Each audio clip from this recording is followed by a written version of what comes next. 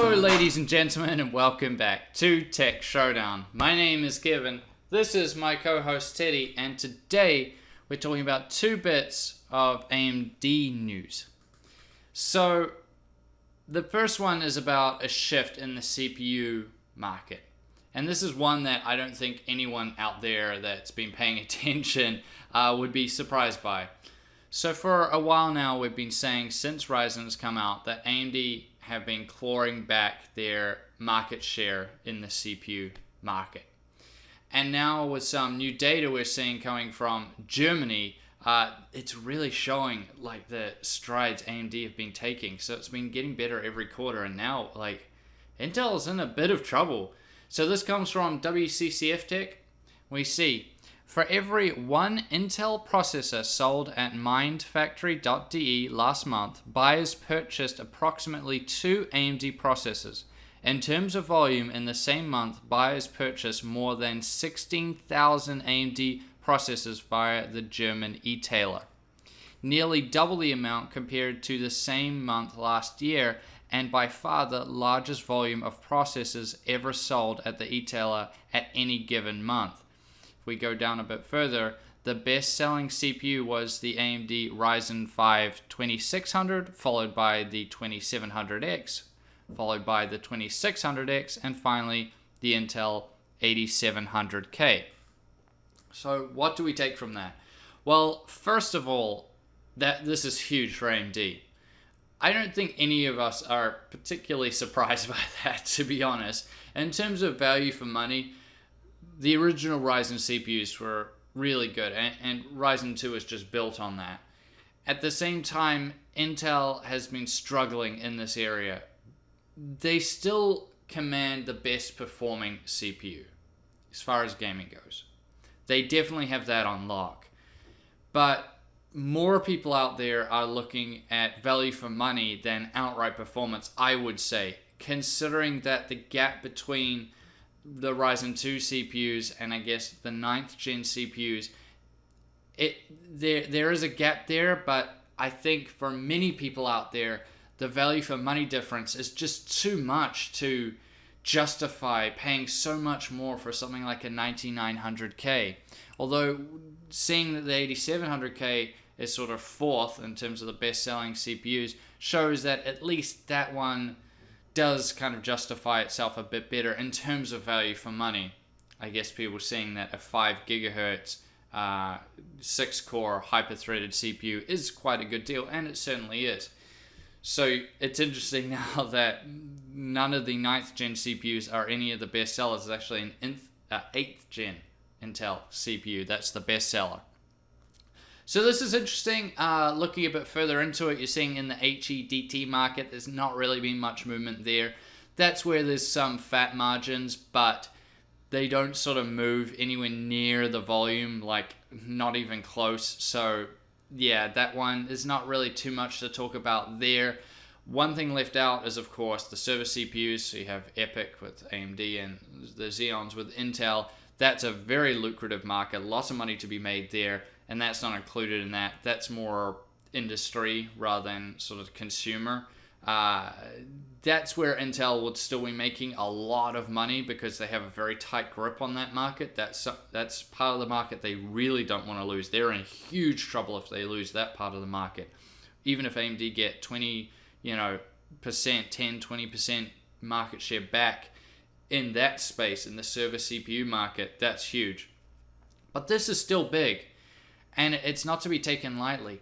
So this is really good on AMD, and I think even though this is just Germany, I think this would apply globally to most markets, most places that are buying computer parts, where there's a lot of enthusiasts, North America, the rest of Europe, and of course East Asia and Oceania. So yeah, it's good. It's good to see in the aspect of this gives AMD more revenue. Hopefully Intel have been making a lot of moves. They're not just sitting on their hands. They've been making a lot of moves lately in terms of stuff. If you've been keeping up with that, there's been a lot of changes there. So I think Intel's really preparing something making some big changes because they're seeing they're in trouble and they're going to do something about it, which is good. Even if you're an AMD fanboy, you want this, you know. Intel can bring out something competitive. It'll drive the prices down, higher performance for less money. That's good for all of us. Now let's move over to the second topic then. And this is talking about X570 and Ryzen 3000. So it's looking like the Ryzen 3000, I guess you might call it Ryzen 3, which will be Zen 2. I know it's confusing, but bear with me. Will be coming out, well, at least will be announced, or it could be launching. It's kind of hard to say, at Computex 2019. This will be fairly big. Zen 2, a lot of people think it's going to be incremental upgrade, just like going from Zen to Zen Plus, so Ryzen 1 to Ryzen 2. But it'll be much more than that this time around. That was an incremental jump. I think this will be a much bigger leap because they'll be going down to 7nm. But as far as the motherboards go, X570, we're expecting it to be more or less the same as what we're seeing going from, say, X370, X470. They're probably just going to beef up a few things. I'm guessing the Ryzen 3 CPUs will come with higher core counts. A lot of people have been saying that. So maybe they'll just be a bit more beefed up to handle that. But one of the biggest parts is that they say it's going to be featuring PCIe 4.0. So what does that mean? PCIe 3.0, the slot, you know, you put your graphics card into, usually the top one, has been out since 2010. So 8 years ago, almost 9 years ago. PCIe 4.0 will double the data rate from 8 to 16. This is going to be good going forward for multiple reasons, but it's something that was inevitable anyway. This is just something that's needed to happen. So this is going to be a good feature to be launching with the Ryzen 3 or Zen 2 CPUs.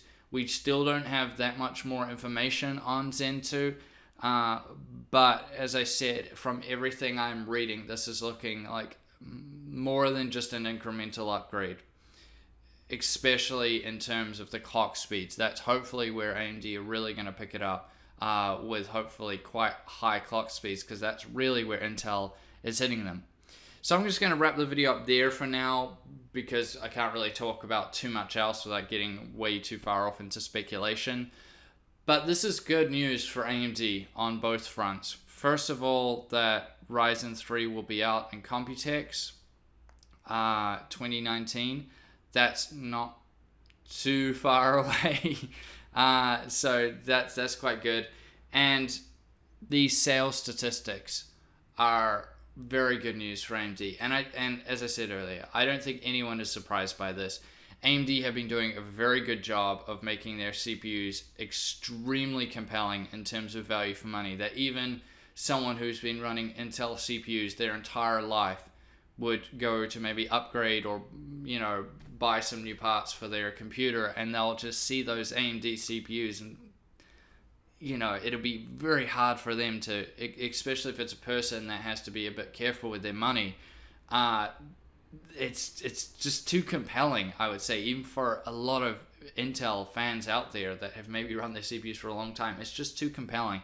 So very good news for AMD there. But we'll just have to see how things play out more, as I said, in the server market, which I know you guys probably don't care about as much, but if you want to know sort of where AMD can really hurt Intel, that's the space where it is. So if you're someone that's sort of interested in how things happen within the industry, that could be something good to look into yourself if you wanted to.